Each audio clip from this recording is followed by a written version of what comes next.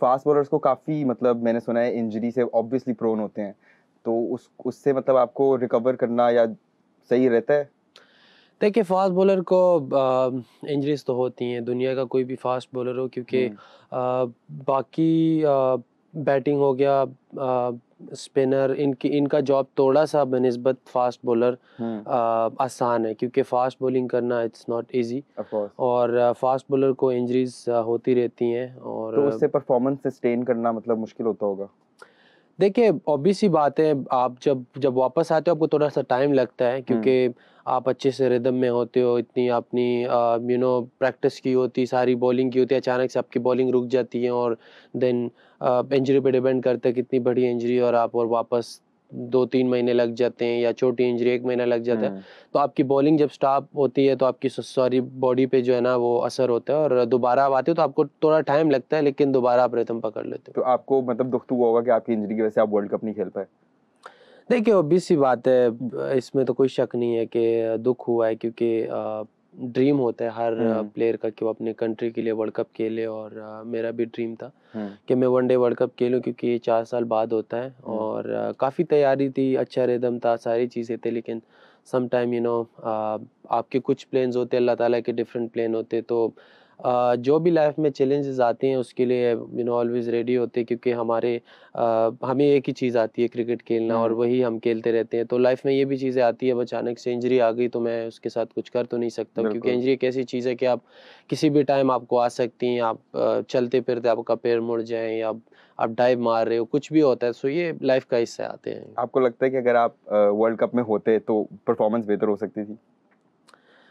देखिए एक कम्बिनेशन अच्छी बनी होती है, और इससे पहले जिस तरह की एक हमारी कम्बिनेशन बनी हुई थी फास्ट बॉलर्स की, तो आई थिंक थोड़ा बहुत आपकी कम्बिनेशन ख़राब होती है, लेकिन सारे अच्छे प्लेयर हैं, और जो इंटरनेशनल लेवल पे खेलता है तो ऑब्वियस सी बात है वो बहुत परफॉर्म करके आया होता है, और वो अच्छा प्लेयर होता है ही तो इंटरनेशनल खेलता है, तो आई थिंक अब आई डोंट नो, मैं खेला नहीं हूँ, मैं खेलता तो फ़र्क पड़ता, ऑब्वियस सी बात है, जितना मैं पीछे ज़बरदस्त परफॉर्मेंस करते हुए कंसिस्टेंटली आ रहा था, तो वो थोड़ा सा कम्बिनेशन में होता है फ़र्क। वर्ल्ड कप में ना खेलने का ज़्यादा दुख है या उर्वशी से ना मिलने का ज़्यादा दुख है? क्योंकि उर्वशी रौतेला भी आपका वेट कर रही थी वहाँ पे। ये सीन क्या है, ये किस्सा क्या है सारा, ये जो एकदम से बढ़ा है उर्वशी वाला? यार इसका मुझे तो नहीं पता, अगर आपको कुछ पता है तो आप ही बता दें। आपकी तरफ से कुछ नहीं है, इट्स जस्ट वन साइडेड। देखिए लोग कुछ भी बना लेते हैं, उसका तो आप कुछ कह नहीं सकते, लेकिन वर्ल्ड कप का ज़रूर दुख हुआ है, बाकी उसका दुख मुझे तो नहीं हुआ, अगर किसी और को हुआ तो अच्छा, आपको नहीं हुआ? जी। चले, हमें जवाब आपने दे दिया एक तरह से, एक तरफा प्यार। लेकिन ऑन अ सीरियस नोट कि आप फास्ट बॉलर हैं, लेकिन आप सिक्सर्स, अपने 2 सिक्सर्स की वजह से ज़्यादा एकदम से आपको एक स्टारडम मिला, तो आपको उस बारे में क्या लगता है? देखिए फास्ट बॉलर लास्ट में जब आता है और इस तरह के मैच फिनिश करता है, तो ऑब्वियस सी बात है, क्योंकि बहुत कम लोग एक्सपेक्ट करते हैं फास्ट बॉलर से कि लास्ट में आके मैच फिनिश कर देगा, क्योंकि वो सिचुएशन बहुत टफ सिचुएशन होता है, और प्रेशर भी होता है, क्योंकि एक ही विकेट होती है, और उसके बाद आपका मैच जो है ना ख़त्म होना होता है, लाइक आप हार जाते हो, तो ऑब्वियसली एक फास्ट बॉलर पे भी प्रेशर होता है, और लास्ट पे इस तरह क्रूशियल सिचुएशन में जब आप छक्के लगा देते हो, तो फिर लोग ज़्यादा पसंद भी करते हैं, क्योंकि पूरा मैच बदला होता है, और लास्ट में आप उस मैच को पलट के आप जीत जाते हो, तो ये है कि मैं बैटिंग पे अपनी कोशिश करता हूँ, और जब भी ज़रूरत पड़ती है तो उसको एंजॉय करता हूँ जाके। मतलब आप दोनों बॉलिंग के साथ साथ बैटिंग पे भी फोकस रखते हैं प्रैक्टिसेस में?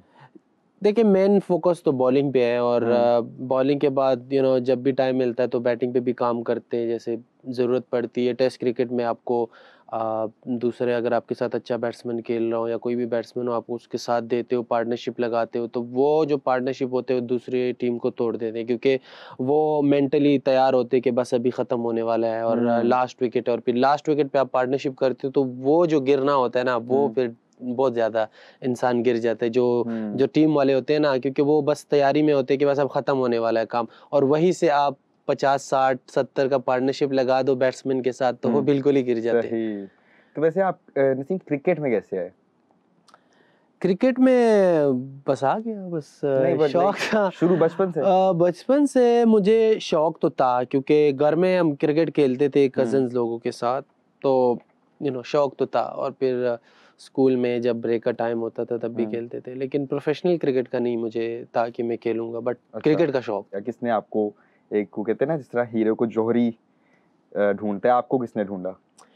देखिए, मैं ये कहूँगा कि मैं थोड़ा सा उस मामले में लकी भी रहा कि क्योंकि वहाँ पे काफ़ी सारे, मतलब मेरे साथ और भी लड़के खेलते थे, ग्राउंड में क्रिकेट खेलते थे, लेकिन वहाँ पे अब हमारे गांव में इतनी लोगों को अवेयरनेस नहीं थी क्रिकेट की कि यार अब ये लड़के में इतनी एबिलिटी है कि वो ये जाके professional cricket hard ball start करके ये आगे लेवल पे खेल सकता है। लेकिन वहाँ पे मेरा एक खालू था और मेरे बड़े भाई को थोड़ा बहुत क्रिकेट का पता था, तो मैं बॉलिंग तेज करता था, तो वहाँ पे कुछ जो लोगों को क्रिकेट की समझ थी उन्होंने बोला कि यार इसमें है, टैलेंट है और ये तेज बॉल कर आता है, तो इसको आप लोग प्रोफेशनली किसी एकेडमी में डाल दो। तो फिर वहीं से उन्होंने जो है ना, फिर वहाँ से मैं लाहौर आया तो मैंने यहाँ पे एकेडमी स्टार्ट की। सही। आप अपना किसी को क्रिकेट आइडल मानते हैं, किसी को बड़े होते हुए आपने फॉलो किया हो या इंस्पिरेशन? देखिए, सच बताऊं तो उस टाइम इतनी समझ नहीं थी क्रिकेट की कि यार खुद खेलते थे, एंजॉय करते थे, लेकिन इतना देखने का शौक नहीं था। अब मुझे जो याद है, मैंने मतलब फर्स्ट टाइम जो मैच याद है, मुझे ये भी नहीं याद कि वो मैच कब था, लेकिन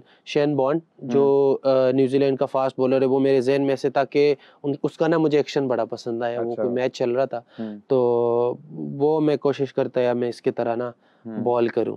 तो फिर उसके बाद कभी शुएब अख्तर बड़ा नाम होता था, तो उनके यूट्यूब में वीडियो निकाल के बड़ा उनके तरह स्टाइल, ये सारे फिर बाद में पता चला वकार यूनुस, मतलब उस टाइम नहीं हमें क्रिकेट का इतना आइडिया था कि यार ये हमारे लेजेंड प्लेयर्स हैं, क्योंकि हमने तो देखी नहीं थी वो उस जमाने। तो फिर ये था कि अवेयरनेस क्रिकेट की आहिस्ता आहिस्ता आती रही है, तो फिर आइडिया। शुएब अख्तर तो बहुत एग्रेसिव थे, वो तो लाइक ओपोनेंट्स को बिल्कुल हड्डी पसली कर देते थे ग्राउंड में। तो आप बहुत काम लगते हैं, आपकी पर्सनालिटी, तो लाइक वो उनसे आपने वो हड्डी पसली वाली इंस्पिरेशन नहीं ली?